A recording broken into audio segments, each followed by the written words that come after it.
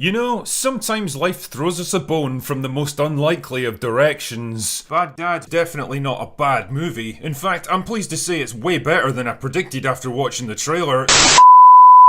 God damn it! How many more of these old classics do you have to butcher before you give this shit up? Face it, man, you're not going to be able to do any better than they did first time around. You don't have the brains, you don't have the creativity, you don't have the skill. You got nothing. This is a waste of everybody's time and money. Give this shit up! Fuck! Arseholes! So, colour me wrong on that one, I guess. I mean, if you'd told me that Bad Dad would turn out to be a smart, funny, charming, poignant meditation on life, loyalty, self-sacrifice, aging, and the inevitability of death, and one of the best movies that I've seen so far this year, I'd have asked what brand of turpentine you've been drinking, because I want some. And yet, here I am, having finally caved in to the endless livestream questions and demands. Polite requests that I watch and review Bad Dad. Well, I've watched it, and I'm happy to say that for once, the hype was well and truly deserved. Are you fucking retarded? I mean it. Have you been retarded this whole time and it's just now that I'm starting to notice?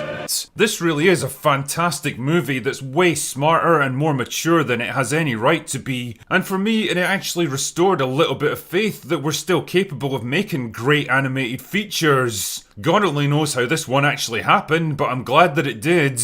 I've got to admit, my main thought while watching the Bad Dad was, how the fuck did they manage to get this made? And I don't mean that in the same way as something like Velma, which genuinely made me question my faith in the human race. Unlike so many animated movies now that range from soulless, homogenized corporate crap that might as well have been built on an assembly line to divisive and cynical attempts at political indoctrination, this movie has actual heart and soul to it. It feels like the writers really had something important they wanted to say, and the skill and experience to get their ideas across without sounding preachy and condescending.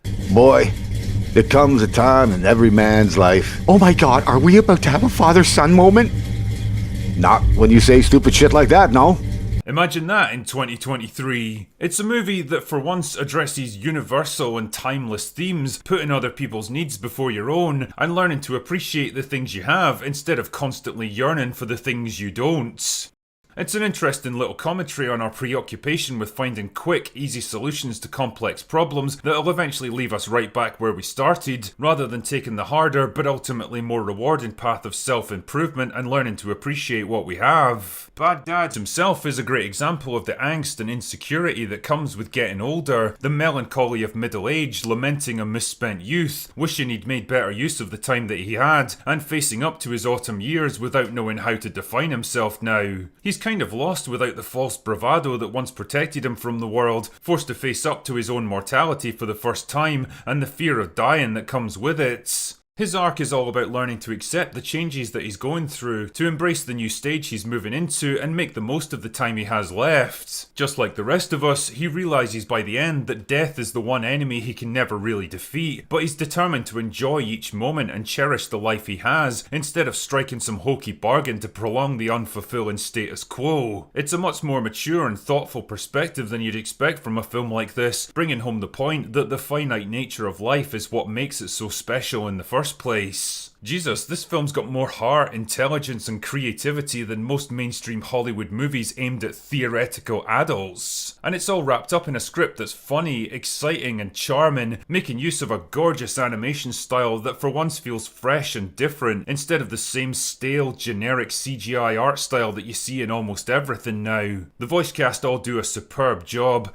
Ultimately, Bad Dad feels like some glorious throwback to a different era of animation and storytelling, a last hurrah for a vanishing art form at the end of its time, and a defiant stand against the garbage that's infected modern Hollywood. It's proof of the enduring power of universal themes and ideas, the impact they can still have, and the compelling stories that can still be woven around them. Politics and culture might be fickle beasts, and one year's zeitgeist might be the next year's dated and embarrassing, but for me, real storytelling is forever.